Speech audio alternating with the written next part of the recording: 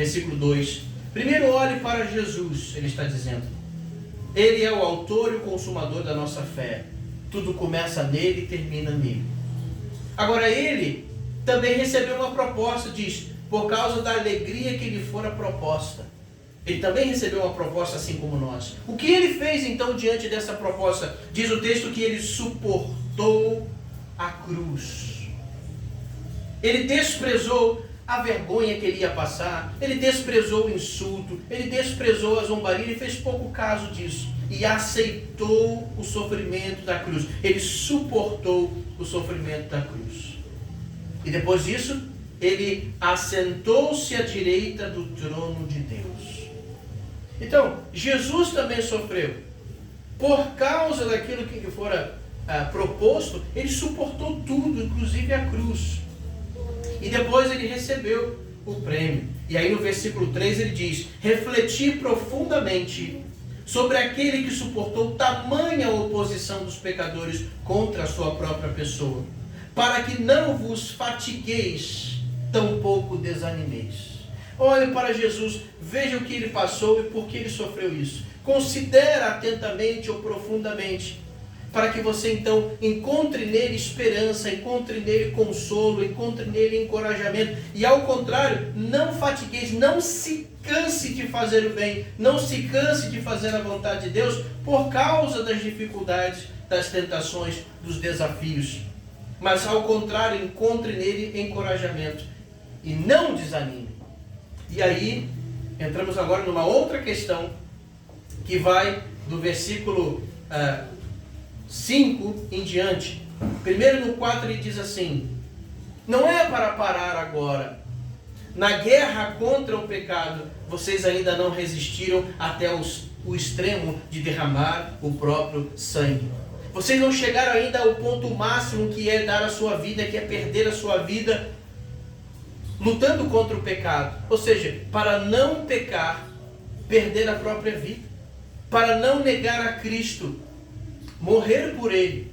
Para não voltar atrás, sofrer tudo o que for necessário, mas jamais abandonar a fé em Jesus.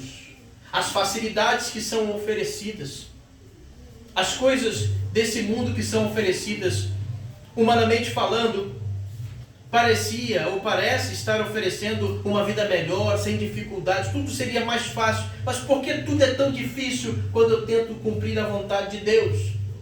Ele diz: você não pode desanimar e não pode cansar, e se necessário chegar ao ponto máximo que é dar a sua vida, dê.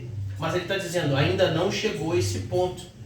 Para nós a mesma coisa, ainda não chegamos no extremo de dar a nossa própria vida. Então por que estamos desanimando tão rapidamente? E aí do versículo 5 até o versículo 11, ele responde uma questão aqui interessante, que muitas vezes é difícil para nós aceitarmos. Primeiro porque o evangelicalismo de hoje, as mensagens evangélicas que nós encontramos hoje nas mídias, né, nas redes sociais, é uma mensagem triunfalista, é uma mensagem antropocêntrica, é uma mensagem que mexe com o ego humano. Deus está ali para oferecer todas as coisas boas, Deus está ali para realizar o seu sonho, tudo vai dar certo. Esses chamados coachings do evangelho, que estão pregando sempre conquistas e bênção e etc. Para essas pessoas, e quem gosta disso, quem está acostumado com isso, sente dificuldade quando entra nesse texto aqui. Versículo 5. Se esqueceram da palavra de exortação que ele dirige a vocês como filhos, ou seja, Deus está tratando vocês como filhos, e ele tem uma palavra de exortação. E qual é? Ele diz: meu filho, não desprezeis a disciplina do Senhor, nem desanimeis quando por ela sois repreendidos. Agora, o Senhor disciplina, o Senhor repreende, e você não pode desanimar por isso. Versículo 6. Pois o Senhor disciplina a quem ama, e educa todo aquele a quem recebe como filho. Então, se ele está nos recebendo como filho, não temos só a garantia da herança, temos também a proteção do Pai, a educação do Pai, a disciplina do Pai. Versículo 7, aqui está a chave: suportai as dificuldades Preste bem atenção. As dificuldades que surgem na sua vida por causa da fé em Jesus. Não são as dificuldades por suas decisões erradas. Não são as dificuldades por sua teimosia, porque você quis fazer uma coisa do seu jeito e agora você está, como dizem, colhendo o que você plantou.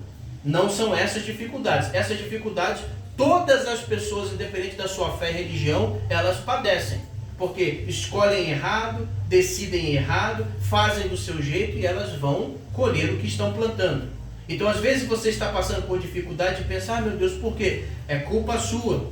Você não procurou ajuda, você não procurou orientação, você teimou em insistir em fazer da mesma forma, por isso está encontrando dificuldades. Aqui não se refere a este tipo de dificuldade. As dificuldades que eles estão enfrentando, e que aqui se refere, são aquelas que acontecem por causa da decisão de seguir a Jesus. Quando eu digo não ao pecado, quando eu digo não às facilidades que não são de acordo com a vontade de Deus, quando eu digo não à orientação deste mundo, quando eu decido firmemente fazer a vontade de Deus, por mais difícil que seja, por mais que venham consequências grandes, eu me mantenho firme. Então, quando eu decido fazer a vontade de Deus e surgem essas dificuldades, olha o que o autor está dizendo: suportai essas dificuldades, aceitando-as como disciplina de Deus. Em vez de eu olhar e perguntar, Senhor, por que o Senhor permite isso? Eu estou servindo ao Senhor e por causa da minha fé, tudo está dando errado agora. Por causa da minha fé, muitos se viraram contra mim. Por causa da minha fé, as portas se fecharam. Como que o Senhor permite uma coisa dessa? Está dizendo, não, olhe para as dificuldades como disciplina do Senhor. Não, o Senhor está me disciplinando. O Senhor está provando a minha fé. Alguma coisa Ele quer me ensinar. Alguma coisa Ele quer me moldar. Alguma coisa precisa ser tirada da minha vida. Alguma coisa precisa ser acrescentada na minha vida. O que o Senhor quer com o que está acontecendo comigo? Diz, você deve considerar isso, não como se Deus estivesse distante. Parece que Deus nos abandonou. Estamos sendo perseguidos justamente pela fé em Jesus. E agora onde está Deus? Não, considere, o Senhor está me disciplinando. Mas isso não é ruim. Deve ser considerado como algo bom, porque Deus disciplina aquele que ama. Então, Ele ama e por amar Ele disciplina, que aqui significa permitir dificuldades na sua vida. Então, não é o contrário do que se prega hoje. Se Deus ama alguém, Ele não vai permitir que tenha dificuldades. O texto diz, se Deus ama, Ele vai permitir dificuldades, porque dificuldades são como disciplina. E Deus disciplina aquele que ama. Versículo 11. Toda correção de fato, no momento em que ocorre, não nos parece ser motivo de contentamento, mas de frustração ou de tristeza. Mais tarde, no entanto, produz fruto de justiça e paz para todos aqueles que por ela foram disciplinados. Ela traz resultados bons, mas isso leva um tempo. Na hora nós achamos aquilo injusto, nós reclamamos, nós questionamos com Deus. Por que, Senhor? Mas, se temos a paciência de receber a disciplina do Senhor e confiar nele, lá na frente veremos o resultado.